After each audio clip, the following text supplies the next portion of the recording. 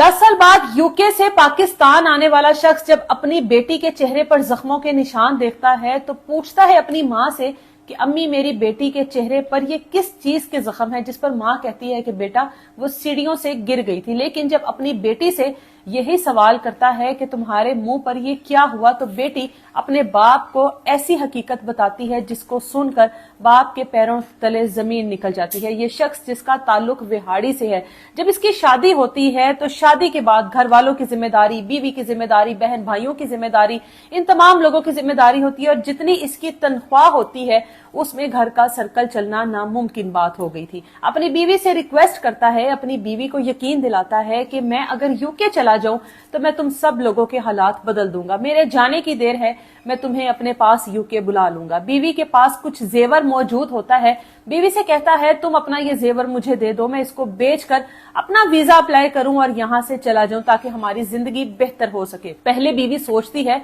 हर खातून की तरह कि मेरे पास इस जेवर के अलावा तो और कोई सिक्योरिटी है ही नहीं अपनी जिंदगी की, लेकिन क्या कर सकती थी, शोहर की ये ख्वाहिश थी, अपने शोहर की खातिर वो जेवर बेचती है। तमाम तर जो फॉर्मेलिटीज हैं उनको पूरा किया जाता है और विहाड़ी से ताल्लुक रखने वाले इस शख्स का वीजा आ जाता है और ये बरतानिया चला जाता है। शुरू के 1-2 माह थोड़ा मसले मसाइल का सामना करना पड़ता है, लेकिन उसके बाद ये एक अच्छी नौकरी पर लगता है और अपने घर वालों को, अपने बहन भाइयों को, अपनी माँ को एक अच्छी हैंडसम अमाउंट जो है वो भेजता है और ये सोचता है कि मेरी माँ जो है इन तमाम लोगों का ख्याल रखेगी। ये शख्स शादी के तकरीबन 1.5 साल बाद यूके गया और उस वक्त इसके घर में एक बेटी की पैदाइश हो चुकी थी। अब ये अपनी बेटी का मुस्तकबिल संवारने, अपने बहन भाइयों की जिंदगी अच्छी करने की कोशिश में लग गया। कई साल इसने मेहनत की, अपने घर में बेपनाह पैसे भेजे। ये समझता था कि माँ को पैसे भेज रहा हूँ, बीवी और बच्ची जो है वो भी उन पैसों पर ऐश कर रही है। माँ हर बार ये कहती कि तुम जो पैसे भेजते हो वो तुम्हारी बीवी और बच्ची के ऊपर लगाए जा रहे हैं, बाकी का जो कुछ होता है घर के मामलात देखती हूँ। ये उस वक्त की बात है जब व्हाट्सएप वगैरह नहीं चला करता था। पीटीसीएल घर में एक फोन होता था और उस फोन पे तमाम घर वालों से बात होती थी।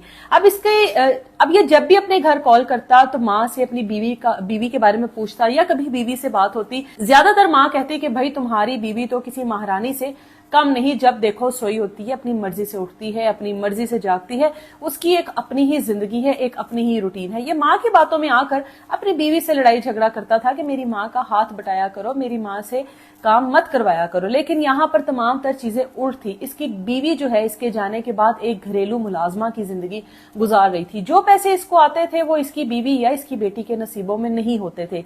जो इसकी बहनें थी वो भी वहीं पर मौजूद थी और ऐश की जिंदगी गुजार रही थी। इसके पैसों पर ऐश सिर्फ इसके अपने ही घर वाले कर रहे थे, लेकिन ये इस चीज से बेखबर था। 4 साल गुजरते हैं, अपनी माँ को कहते हैं अम्मी 4 साल गुजर गए, मैं वापस आना चाहता हूँ अपने बीवी और बच्ची के पास। जिस पे माँ कहती है बेवकूफ मत बनो, अभी तो तुम्हारी बहनों का जहेज नहीं बना, अभी तो तुम्हारी बहनों की शादी की तैयारियां नहीं हुई, अभी वहीं पे रुको, कुछ साल और कमाओ और उसके बाद यहाँ पर आना। वापस रुक जाता है। इसके दोस्त जो हैं वो अक्सर इसको कहते थे कि तुम पाकिस्तान जाओ, अपनी बीवी से, अपनी बेटी से मिलो।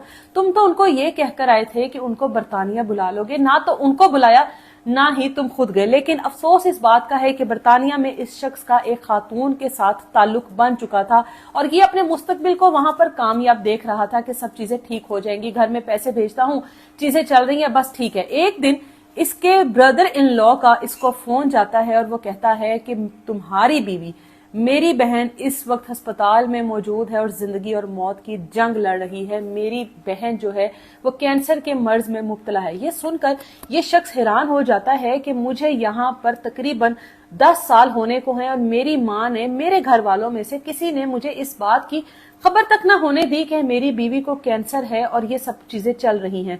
अफसोस इस बात का कि इसकी बीवी कैंसर से लड़ते लड़ते इस दुनिया से चली जाती है और इसके जो घर वाले हैं इसकी बेटी को दादी के हवाले करते हैं और इनके साथ तमाम तर रिश्ता जो है वो खत्म कर देते हैं। अब रह गई एक वो बेचारी 10 साल की बच्ची जिसके ना सर पर माँ और ना ही सर पर बाप। दादी जो है वो अब अपनी वो तमाम तर जो घर के काम है, वो तमाम तर जो चीजें हैं वो इस 10 साल बच्ची से करवा रही है। 10 साल का अरसा गुजर गया, बेटी 10 साल की हो गई, बीवी दुनिया से रुखसत हो गई। इस शख्स ने बरतानिया में दूसरी शादी कर ली। इसकी दूसरी बीवी के घर में भी एक बेटी की पैदाइश होगी, लेकिन उसके बावजूद भी इसको अपनी اپنی اس بیٹی کی یاد نہ آئی جو کہ پاکستان میں ایک نوکرانی کی زندگی گزار رہی تھی۔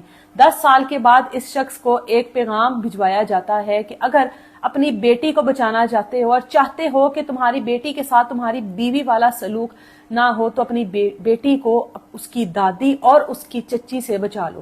یہ شخص بنا کوئی تصدیق کیے، بنا کوئی بات کیے، کچھ سنے، اپنی دوسری بیوی سے اجازت لیتا ہے کہ اب تو میری اولاد کا معاملہ ہے، مجھے ایک بار پاکستان جانے دو۔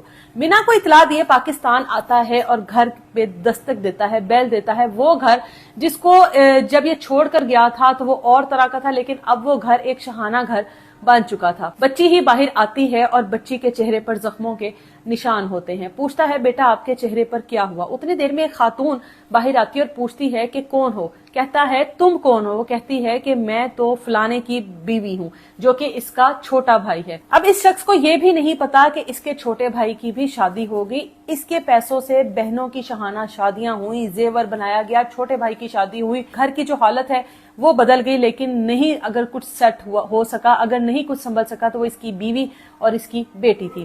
اس کے بعد اپنی ماں سے پوچھتا ہے میری بیٹی کے چہرے پر کیا ہوا؟ ماں کہتی ہے سیڑھیوں سے گری، لیکن بیٹی کہتی ہے کہ ابا مجھے یہ مارا ہے دادوں نے اور چچی نے، یہ لوگ مجھے کہتے ہیں کہ گھر سے نکل جاؤ، یہ لوگ مجھے جان سے مارنے کی کوشش کرتے ہیں، مجھ سے گھر کے تمام تر کام کرواتے ہیں، مجھے یہاں سے لے جاؤ۔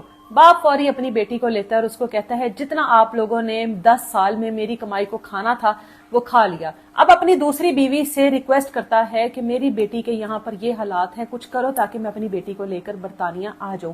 وہ خاتون جو کہ برطانیہ میں موجود تھی اس کی دوسری بیوی کی حیثیت سے اس کے درد کو سمجھتی ہے، کیونکہ وہ خود ماں بن چکی تھی، اس کی اس بیٹی کے ویزے کے تمام تر معاملات پورے کرتی ہے اور اس کی بیٹی کو بھی برطانیہ میں بلا لیتی ہے۔ اب یہ شخص جو ہے برطانیہ میں اپنی اس دوسری بیوی اور دونوں بیٹیوں کے ساتھ اپنی زندگی گزار رہا ہے۔ تمام پردیسیوں سے ریکویسٹ ہے، اب تو حالات بہت بدل چکے ہیں، اب تو چیزیں بہت آسان ہو گئی ہیں، واٹس ایپ ہے، مختلف سوشل میڈیا کی ایپس ہیں جن پر آپ ہر وقت اپنے گھر والوں کو دیکھ سکتے ہیں، ان سے بات کر سکتے ہیں۔ یہ چیزیں تب ہوتی تھی جب گھر والوں سے رابطہ مشکل تھا، اس طرح کے PTCL فون تھے جن میں دیکھنا ممکن نہیں تھا، یہ ایک دوسرے سے آپ بات نہیں کر سکتے تھے، لیکن اس کے باوجود بھی اب بھی بہت ساری ایسی چیزیں ہوتی ہیں جو پردیس میں بیٹھے ہوئے لوگوں تک غلط طریقے سے پہنچائی جاتی ہیں، چاہے وہ ان کے گھر والوں کے متعلق ہوں، ان کی بہنوں کے متعلق ہوں، ان کی بیویوں کے متعلق ہوں۔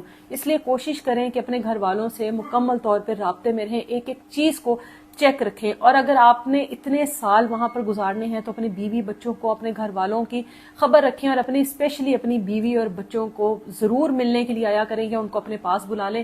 10 سال 15 سال وہاں پہ رہنا اور گھر والوں سے لا تعلقی اختیار کر لینا، یہ وہی گھر والے ہیں کہ جن کا مستقبل بنانے کے لیے، جن کو یہ تسلی دے کر آپ یہاں سے جاتے ہیں لیکن اس کے بعد واپسی کے دروازے بند کر دیتے ہیں۔